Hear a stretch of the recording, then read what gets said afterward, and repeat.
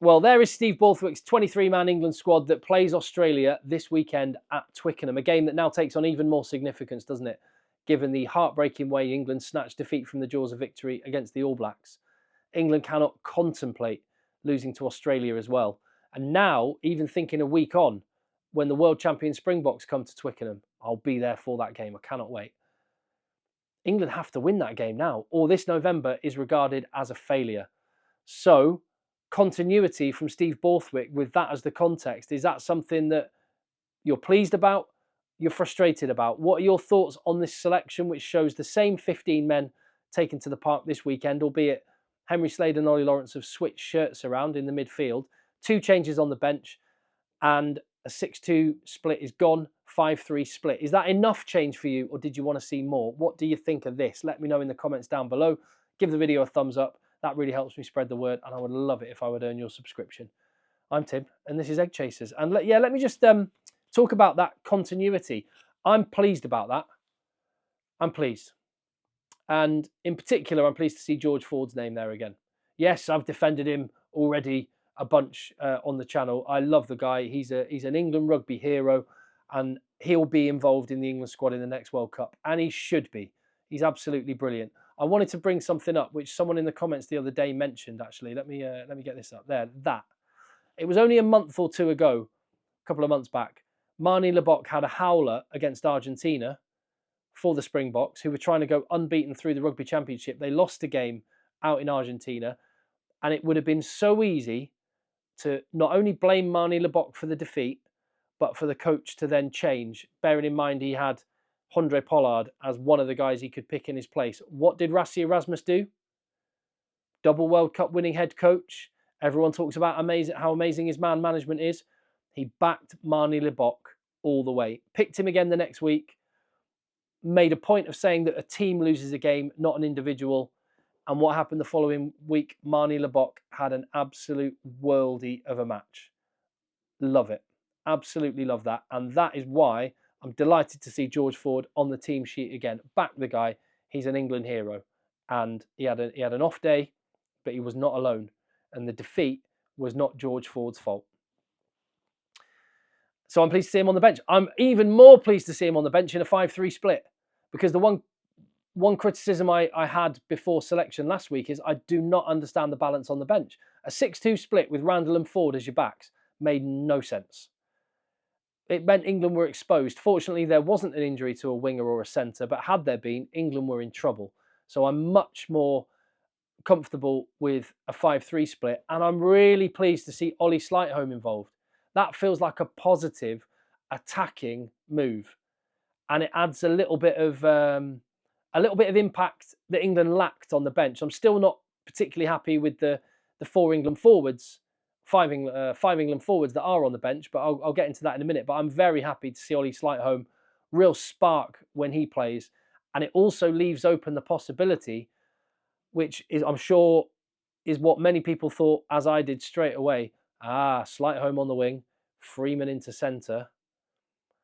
That could be pretty tasty. And especially when there's tired bodies towards the end of a game, they could absolutely shred teams with that combination. So I like that a lot.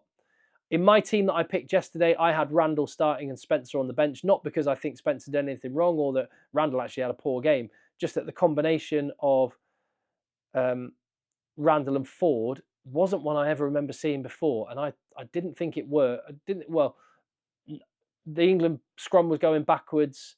They can play together, but I'd just never seen it before. Smith and Randall just had a bit of something about it, and Spencer Ford just felt like it balanced a bit better. But I'm quite happy with the players that are actually involved. Let's talk about the centre combination then. Henry Slade wearing 12, Ollie Lawrence wearing 13 now. 13, which they both wear for their clubs and are both very good at. Henry Slade in at 12. What do we read into that? Will it actually change anything? Will it change much? Well, I think firstly, maybe this is our new 6.5. Remember when Haskell and Chris Robshaw used to be, people used to complain that neither one's a 6 or a 7, and they were England's 6.5. Maybe Slade and Lawrence could be our 12.5s. I think in many circumstances in the game, you wouldn't notice any difference, because I think Ollie Lawrence is the guy that you want as that ball-carrying presence when you need that. But I think what it is an acknowledgement of is two things. One,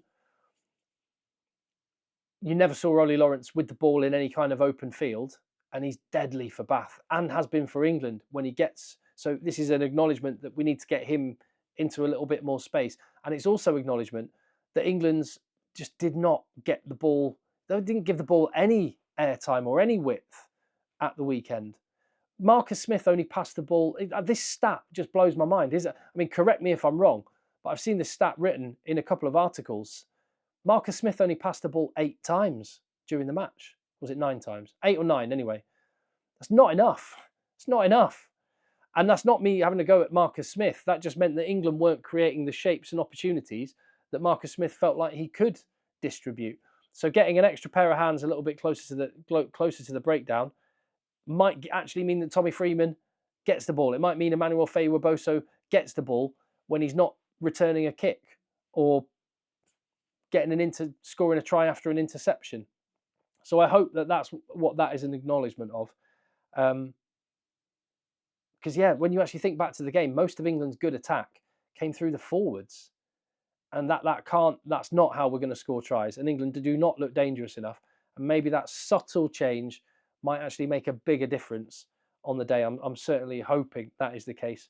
And that is, like I say, no change in the pack. I'm fairly happy with the pack.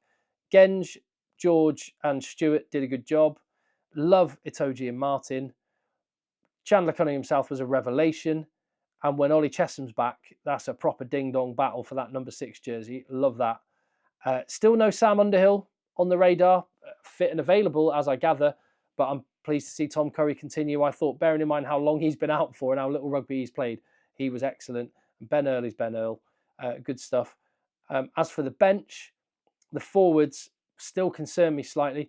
Finn Baxter and Dan Cole, both really good players at different ends of their career. But Luke Cowan-Dickie is in the front row, in for Theo Dan. Now, some people have suggested that Theo Dan is injured or might have had a knock. Nope. Theo Dan is 100% fit. Well, he is fit and available for selection. He might have had a knock and not be 100%, but he is fit and available. He has been dropped. And Luke Cowan-Dickie has been selected in his place. And I think the bigger body of Luke Cowan-Dickie might be part of that, thinking about the scrummaging. Let's see how he goes. He'll be desperate to get that England number 16 jersey back, making it his own, and then starting to fight Jamie George for the starting berth, which is what they used to do until Luke Cowan-Dickie had some serious injury problems and lost his spot to Theo Dan. Let's see what he can do. Nick Ezekwe. I would have liked Alex Coles, but fine. And Alex Dombrandt. I think Ben Curry's been the one hard done by player, really. Being the one that drops out of the squad to accommodate Ollie Sleightholme in a 5-3 split. Thought probably he deserved his spot on merit out of the players that were there. But I guess Alex Dombrandt is a specialist number 8, and Ben Earl can shift over should something happen to Tom Curry and he can play open side. So I guess it makes sense. Fairly happy on the whole. I think mindset as much as anything and psychological factors as much as anything will make a big difference from weekend to week, from Saturday to Saturday. I don't think there's a huge amount needs to change with England's performance.